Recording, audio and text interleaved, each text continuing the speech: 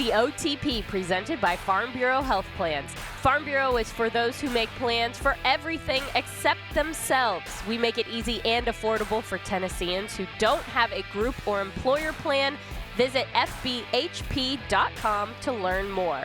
I'm Amy Wells, and I am joined by draft gurus Rhett Bryan and Coach Mack because, folks, it is the greatest week of the year. It's finally here. We are going to Indianapolis for the 2025 NFL Scouting Combine. Are you as excited as I am? Absolutely. The pause was really just The answer is yes. No. The answer is yes. The answer is yes. I was going to be real kind and let him go first, but the answer is yes.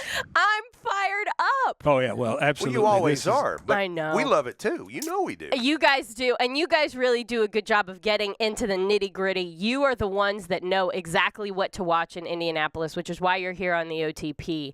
But I just have to tell you guys, I'm so excited about going to Indianapolis for another year of combine goodness, because there's no better place to be if you want to be in the heart of the National Football League than Indy during combine week. That's 100% true. I mean, and I've been to every one they've had in Indy, and I never get tired of it. And it's a great opportunity. You know, when you're coaching, I mean, clearly the opportunity is out there. But doing broadcasting, the amount of people that you can get to and you can visit with, and then all of the good content that we're gonna have there at the OTP, it's very worthwhile. It's one of my favorite times of the year, and I've already got breakfast set up every morning for my group of people I want to talk to. I mean, I can't wait to get there. I like it. Rhett and I have spent 2.5 months putting this stuff together to at least get a first blush at it. I'm with both of you. It's time to go. And wonderful news, because we know how passionate you are about it remaining in Indianapolis. It's the best place for it. So it just is. Not only is it there in 2025, but news came out league-wide, I think it was right before Thanksgiving, that 2026, it also is the host city, as it has been since its inception there in Indianapolis. I'm thinking about making buttons or like a sash or something that I can wear, or a sandwich board that I can wear all week long that just says "Keep the Combine in Indy." It's just the best Indy, place for it. Vote Indy Infinity. I'm with you, there Rhett. you go, Indy Infinity. Amy Wells is the first person I thought about when they put that announcement out, and I'm with her. I'm with you. I'm 100% with that. I do have a T-shirt that says Indy that I just wear from time to time because Will you be donning it important. this week? Well, yeah, I'll take. Course. Oh, sure, of course. When in Indy. When in Indy, do as the Indianans. Combine nights. Combine nights. There it is. Perfect. That's it. Well, Rhett, I want to get started and actually maybe drive this ship towards some football-related content.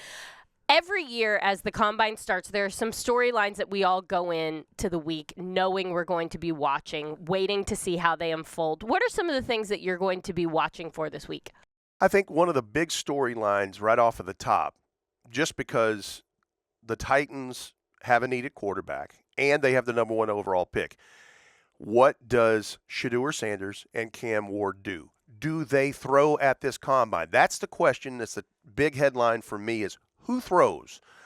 I don't expect either one of them to do that because, as is custom in the last several years, they usually do that at their respective pro days. But this also opens up a chance for someone in those next tiers to maybe show up and shine a little bit.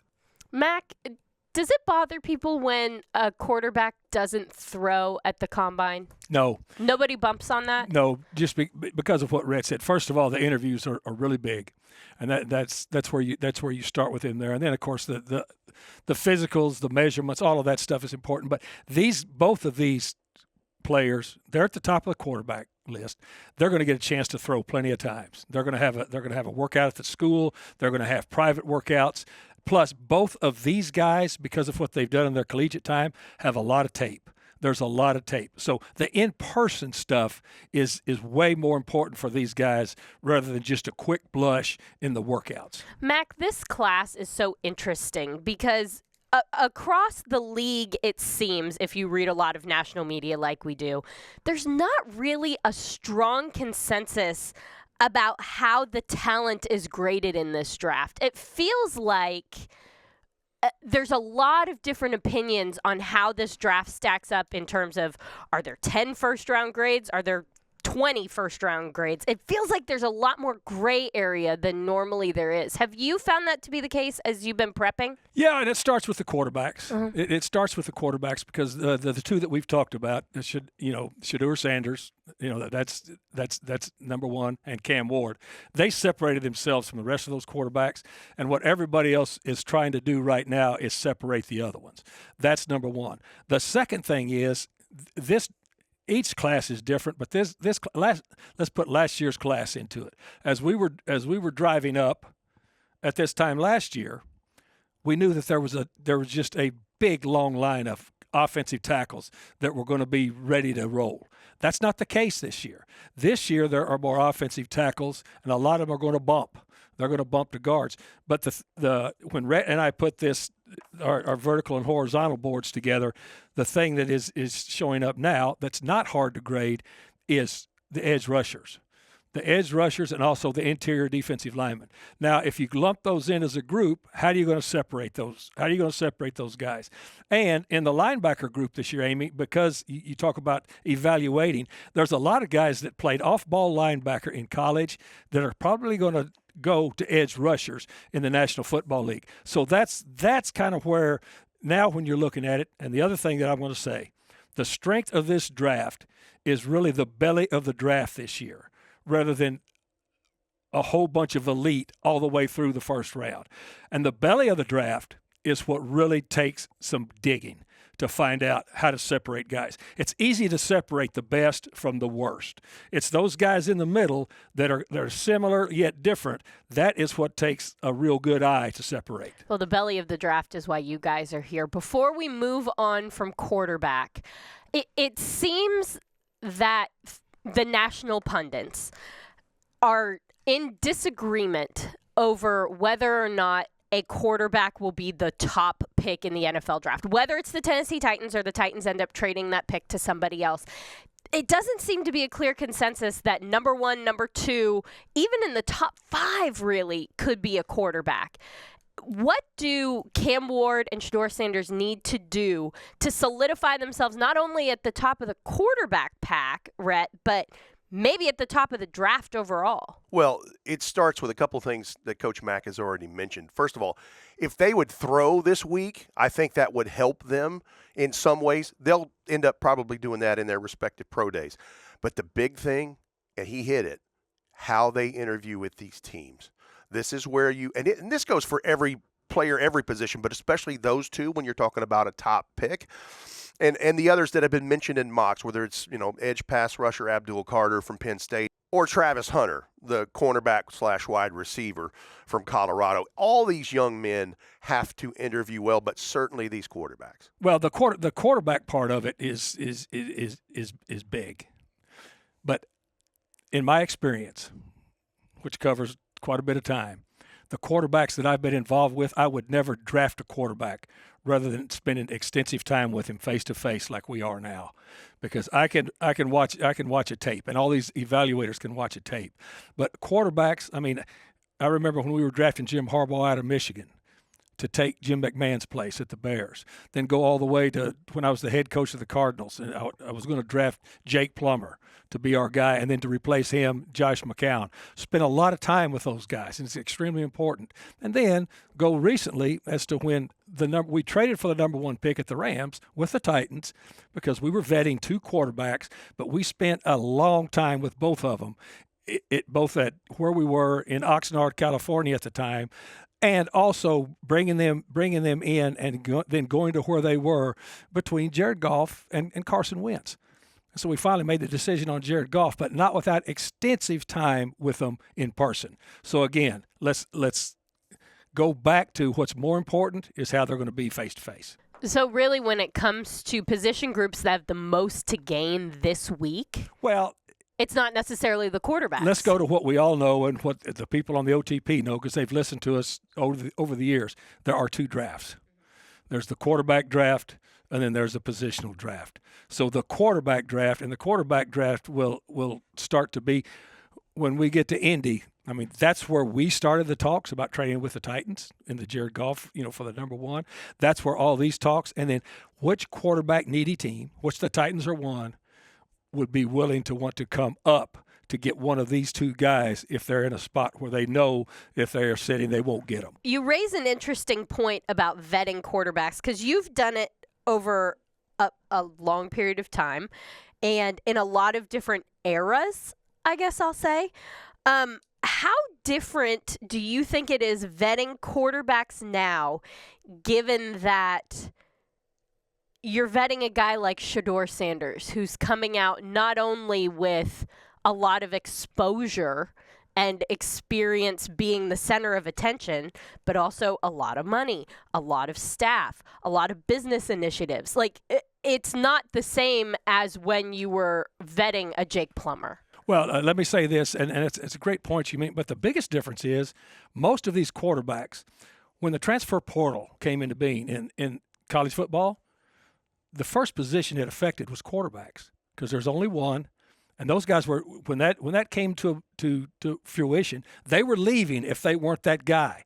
So now what you're vetting guys that have played at different places. You're vetting guys that have played in different systems.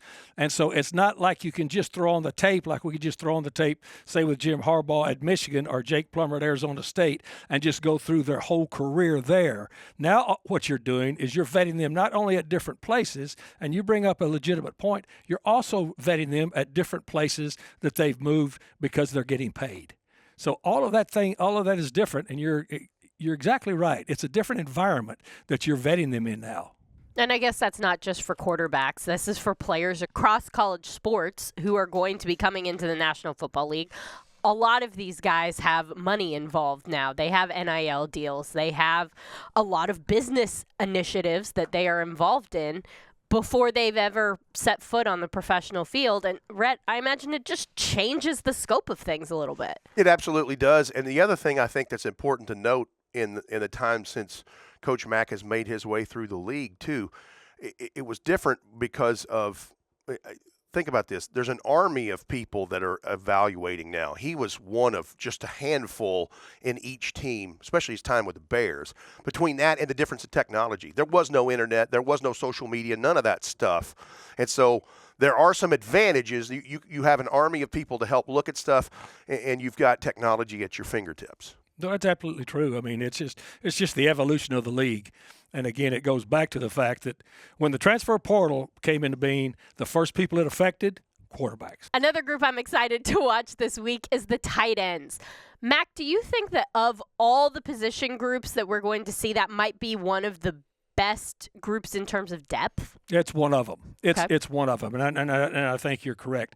This tight end group, the group that Rhett and I have in our tight ends. I'm just going to go to it, give the OT people a little bit of look at who we have on this list. We've got 1, 2, 3, 4, 5, 6, 7. In the first 4 pods, which is a pod. A pod is not necessarily a round. A pod is the way that they would come off vertically and horizontally that would match up across the board as far as the value. But the answer is yes, and the reason for that is this. Collegiate football has evolved now as to where tight ends, just like they are now in the National Football League, are an intricate part of offenses. People are spinning the ball down the field more and more. When I first started doing this, if you were looking at a tight end, you were looking at a Y tight end, which was on the line of scrimmage and was really just a blocker, and you might throw him the football once or twice in a ball game. Now, they are guys that split out. They're guys that do a lot of things. They change the personnel grouping with you. So there's a reason why there are more of them now, because more of them are migrating to that position. Rhett, are there some tight ends that you're exceptionally excited about watching? I think one of the ones that has a chance to really make himself a lot of money and notoriety is what he built off of with the Senior Bowl, and that's Mason Taylor, the underclassman from LSU, who left LSU's program as the all-time tight end in catches and receiving yards, and obviously has a Hall of Fame lineage with his father, Jason Taylor, the pass rusher. But he's one I definitely want to see. And I'll tell you something else. You mentioned this maybe being one of the stronger position groups. I think the running back class has a lot of great value throughout this draft. We know that running backs are drafted a little differently. I think there's being a little more uptick in evaluation, though, because of what you've seen recency bias with Saquon Barkley and what he was able to do to help that team get to the Super Bowl. Yeah, they shut him down in that, but it worked. You know, they had the other moving parts in this. Ashton Genty from Boise State is probably going to be a first-round back. There's a good chance that Omarion Hampton from North Carolina and Caleb Johnson from Iowa are there. But there's some guys in the middle rounds, and as Max has the belly of the draft, that pair from Ohio State that won the national championship, I mean, Travion Henderson overcame a terrific, a really bad foot injury a couple of years ago. Never fumbled the ball in over 600 snaps. Wow. And then his teammate, Quinshawn Judkins. I mean, you've got – and then obviously locally, Dylan Sampson from Tennessee is what a year he had. But there is value throughout that entire draft if you're looking for a tailback, especially 3 down backs, which is what you need now. Yeah, I'm going to go back to tight ends. Another guy that I think, helped himself at the Senior Bowl and has helped himself just because of where he played was Elijah Arroyo from Miami. This is a guy that Cam Ward looked at and threw to a lot down there. And he fits kind of the mold now of tight ends. 6'4" and 4/8, which is a half, 6'4" and a half, 251. Big hands. 4'8". Big hands. Are you all right?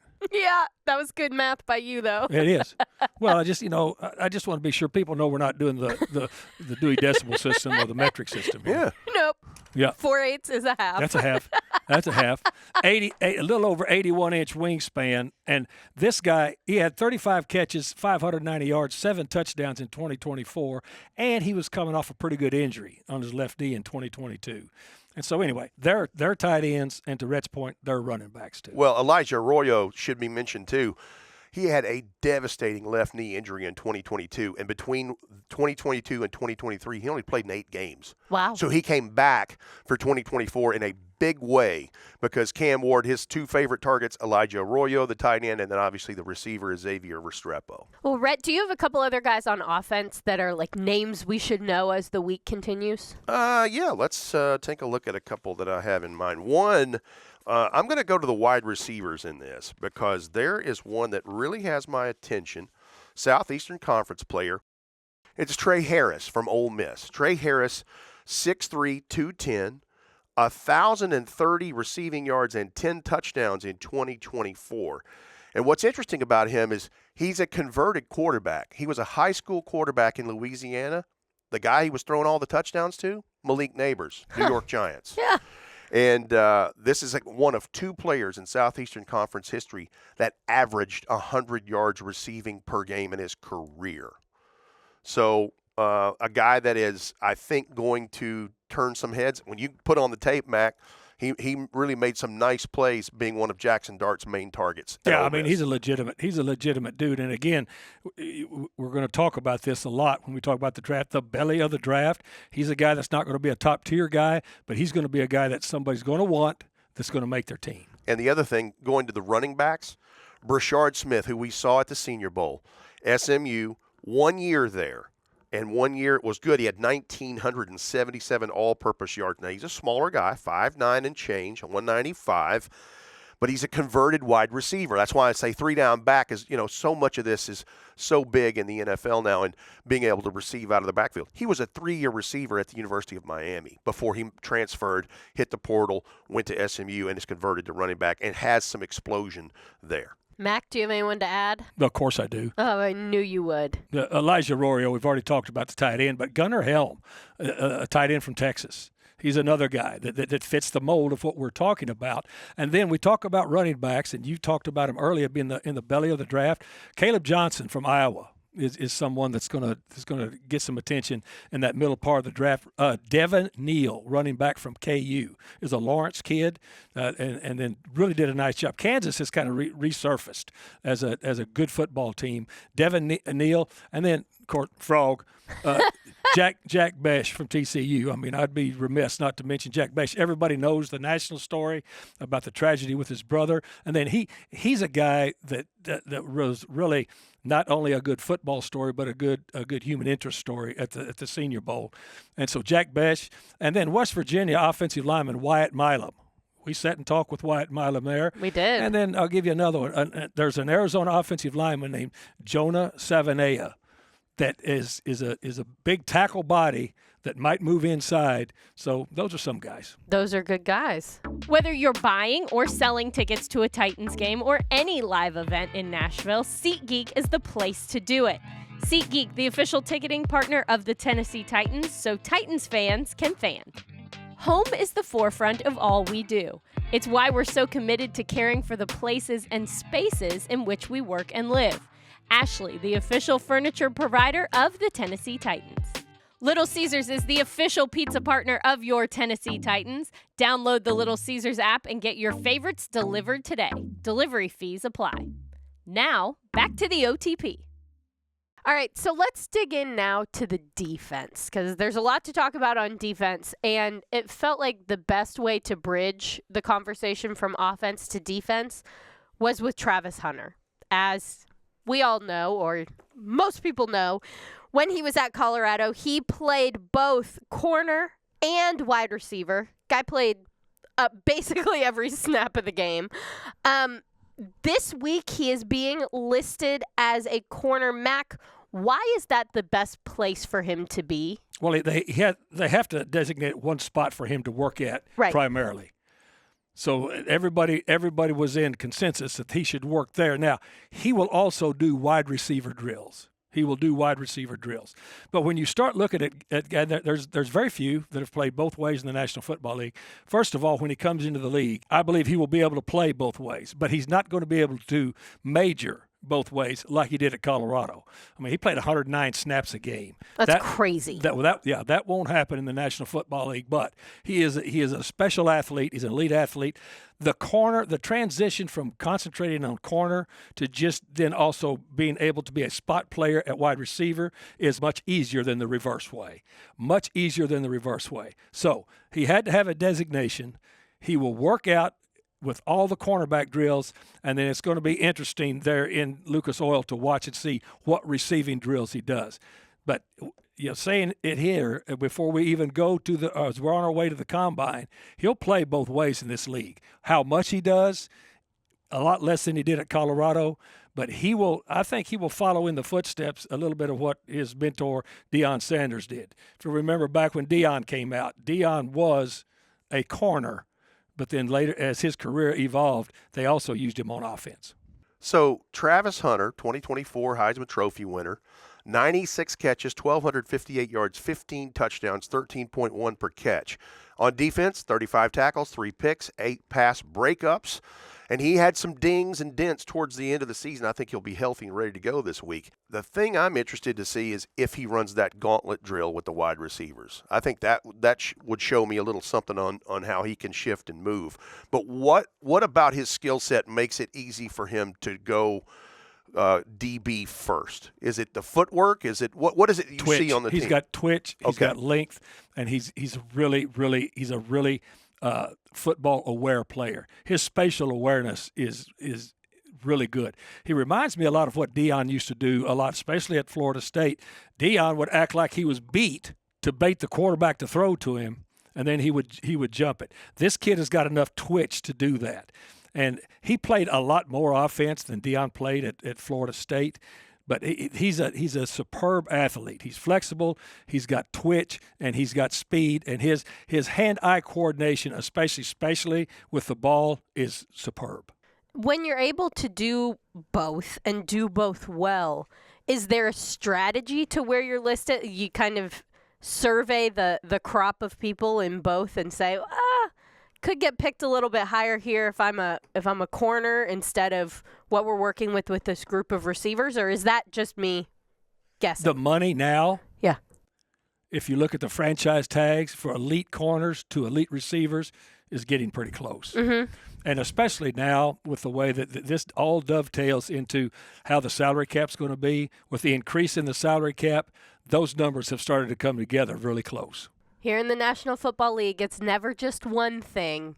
All of these business things are interconnected. That's part of what makes the Combine so much fun, folks, because there's a lot of stuff going on here. It's not just the workouts, my friends.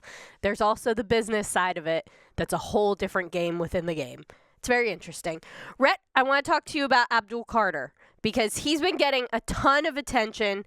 But I have a feeling that there are some other prospects that could make the case this week to challenge him for being the completely unchallenged top spot at edge rusher. Do you agree with me?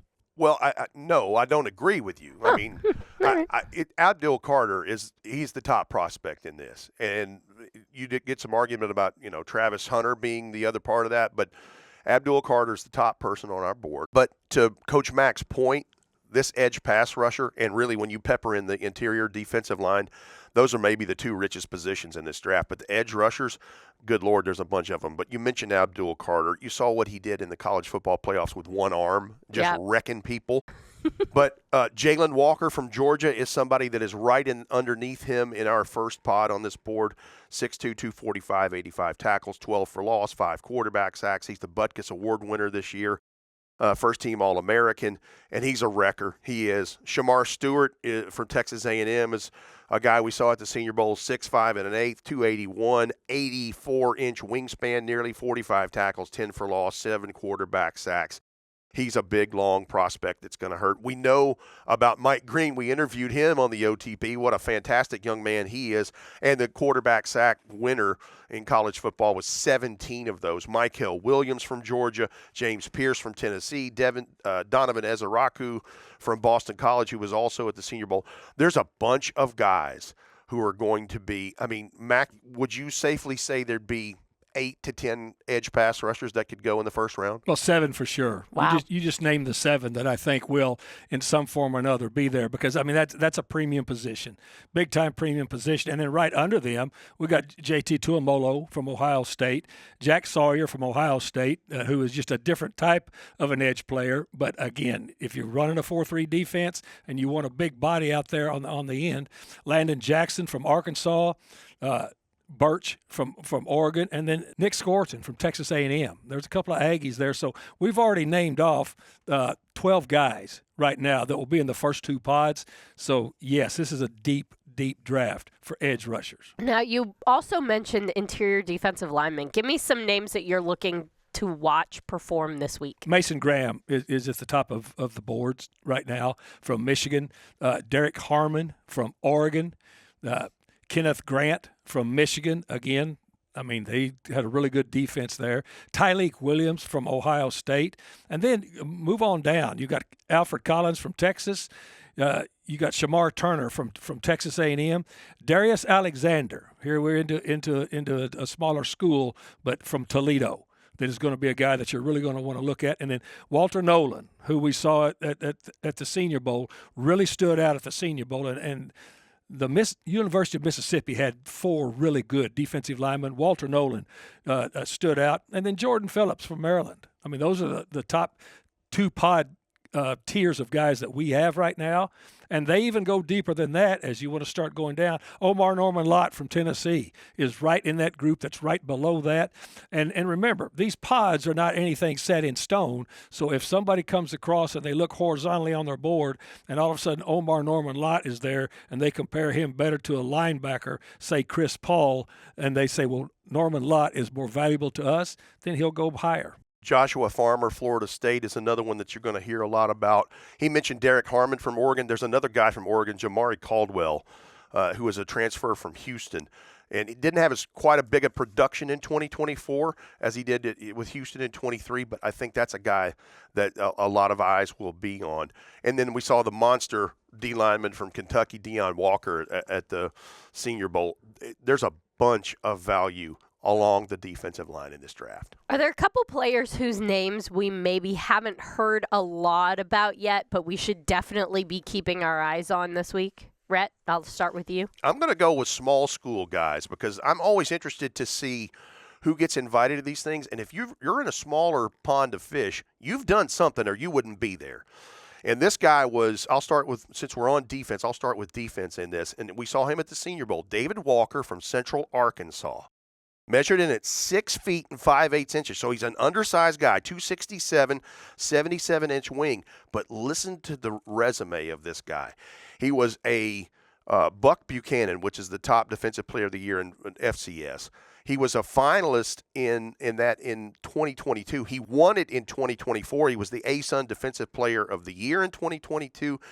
But 45 solo tackles, 10.5 sacks, 4 forced fumbles in 2024. But in his career, 63 tackles for loss and 31 quarterback sacks in 34 games. Wow. He's kind of a poor man's Jarrell Casey, if we're talking about.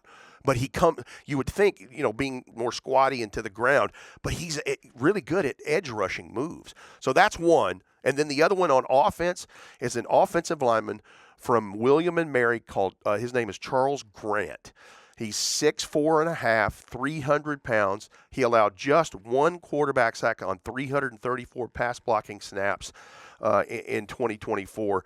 And you're talking about a guy that was a 240-pound recruit in high school with a wrestling background, and he grew into his body.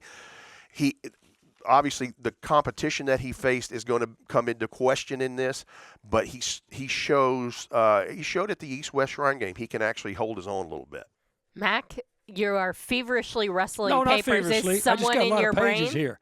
I thought maybe you had someone specific that you were excited about telling us about. I do, but I'm gonna get his stats here, or I might let just Rhett do this guy. We talked about Mississippi having some defensive players. J.J. Pegues is a guy on the interior defensive front. He started his career out as a tight end and then grew into a defensive lineman. But when you put the tape on and you watch him play, this is a guy that you look and say, well, this is just a football player. And so J.J. Pegues, and then another guy that I've got here on defense from Kentucky, a cornerback named Maxwell Hairston. This guy, I'm really interested to see what he runs at the Combine. It's going to be really important. He really had a nice Senior Bowl. He was sticky. He was in phase. Sticky means that, he didn't have a lot of wasted steps when he was matching the routes that were coming at him. And then he was in phase. In phase means when they get further down the field, he held his water pretty good. He didn't panic when the ball was in the air. I'm interested in those two guys. And then, of course, look, I got a couple on offense that I've got to go right here. Yeah. Frog. I knew it was coming. Savion Williams from TCU, 6'5", 225 pounds. Last year, 60 passes, 611 yards, 6 touchdowns, 51 carries. They used him a lot, on end-around stuff, 332 yards and 6 more TDs. In addition, this guy was 3 for 3 passing for 22 yards. Size, athleticism, now, these aren't combine numbers. These are school numbers. But he's 10.6 on the broad jump, which is a lot of explosion for a guy that long. Wow. Squatted 600 pounds, which is lower body strength. And he was clocked at 22.5 miles an hour. I'm looking forward to seeing him. Okay, Frog. I want to circle back to your first two guys when you talked about Max Hairston. First of all, we saw him at the Senior Bowl, 5'11" and change, 179, wiry build, and 19 tackles, 1 tackle for loss, a sack, an interception, 4 pass breakups, 2 forced fumbles in 2024. He'll be a medical check guy because he had a shoulder injury against Georgia in 2024. He missed 5 games, so that's something. But because he practiced and played in Senior Bowl, I'm probably going to check out okay there. But J.J. Pegues that he mentioned from Ole Miss, one of those 4 defensive linemen that's at the Combine this week, he was an East-West Shrine guy. Really showed off, and the athleticism's there because Mac's right. He was a converted tight end. He actually played some tight end at Auburn, and they transferred to Ole Miss. 6'2", 325, 42 tackles, 18 solo tackles, 3.5 sacks in 2024. And the kind of person he is as far as loving the game, being good to his teammates, he was the Chucky Mullins Courage Award winner in 2024, which it's kind of like wearing that number at LSU, wearing that number at Texas A&M. You wear number 38 if you want the rest of your time at Ole Miss, and that's a huge, huge honor. They actually used him in short yardage stuff as a fullback and as a running back to move the chains in some tush-push kind of stuff. Wow. When Rhett and I are putting this stuff together, I watch all the tape, and then there's all these nice little nuggets. These are Rhett nuggets, which are really, really important. Rhett nuggies. Rhett nuggies, and that's why we will be going back and forth when we do the draft. I'm writing down Rhett Nuggets because Nuggets. that just screams some sort of partnership, No, right? it is. Brought to you by. That's what it is. It's what we do. And Brought to you by Canes. When we're doing our draft show on draft day, you'll hear Coach Mack give a lot of what's on the tape, and then the Rhett Nuggets will follow, which are awesome. To follow. Rhett yes. Nuggets. The other guy I want to talk about on offense, as soon as you compose yourself over there, Sorry, Amy. I think it's funny. No, it is funny. Thank you. is a guy named Bashal Tootin from Virginia Tech, little running back. He was originally at North Carolina A&T, 5'11", 208, 4.32 in the 40, 23 miles an hour, vertical jump of 39 inches. He averaged more than 6 yards per carry. And again, I don't know how many people have ever watched North Carolina A&T. I know people have watched Virginia Tech, but Bashal Tootin is the guy to know. Love it. Hey Titans fans, with a Kroger Boost membership, you'll score big with double fuel points, free delivery, and lots more. Go to Kroger.com/boost for details. Kroger, the official grocer of the Tennessee Titans. Tighten up. The OTP, presented by Farm Bureau Health Plans. When it's game day for your health coverage, trust Farm Bureau Health Plans to draw up a winning play for you. They've been covering Tennesseans for nearly 80 years. Now, back to the OTP. You guys, I am so excited. Before I let you go, I thought this might be a fun game. Regardless of position, who is the top player in the NFL draft as it stands right now, Monday, February 24th? Abdul Carter, edge rusher, Penn State. Mac. Well, he's already said Abdul Carter, hadn't he? Well, yeah, you can agree with him. You're welcome I'm to going do to say that. Travis Hunter then. Okay. I mean, they're both. They are both. That's the yin and the yang of this draft. That is the yin and the yang of this draft. You will not go wrong with either one of those guys at the top of the draft if you pull their card on draft day. If you hear Mike Borgonzi, general manager of the Titans, speak about blue players, those two, blue players.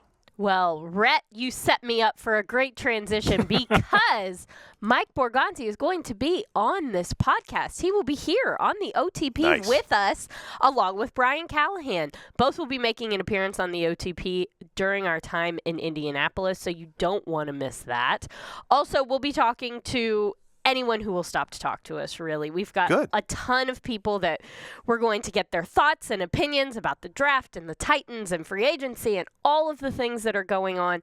So if you are not subscribed to the OTP, now is your time. Go to wherever you get your podcast, click the subscribe button. That way, every podcast that we do, it's going to come right to your phone or device or whatever it is you listen to podcasts on. Also, if you are more of a visual person, you might know we have the OTP on video. So you can watch us record this anytime you want to. Tennessee Titans YouTube channel is where you can find that. So be sure to subscribe to that as well so that you know when we have podcasts. But I can just tell you right now, it's going to be all week long, friends. We are going to be doing the OTP from Indianapolis throughout the NFL Scouting Combine. You do not want to miss it. Guys, thank you so much for getting us ready to go. I cannot wait to get to Indy. We're locked in now. This is a great time of year for all of us. I love it. It is always good to go to Indianapolis and do this. Guys! Yes. It's on! All right, for Rhett Bryant, Coach Mac, I'm Amy Wells, and this has been the OTP. We're going to Indy. Whoop, whoop, whoop, whoop, whoop.